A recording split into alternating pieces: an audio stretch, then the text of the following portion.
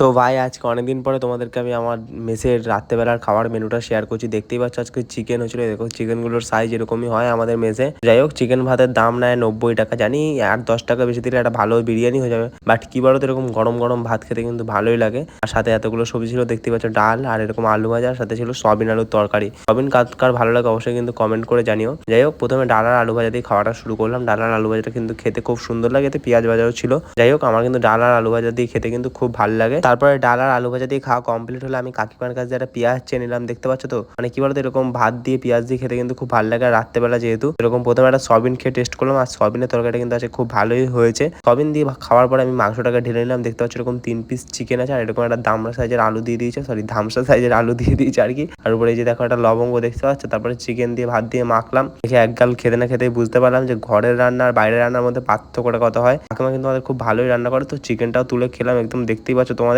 Last পাতে ছিল এরকম পাপড় চাটনি। তো আজকের ভিডিওটা কেমন লাগলো অবশ্যই কমেন্ট করে জানিয়ে। চলো টাটা, দেখা হচ্ছে নেক্সট ভিডিওতে, বাই।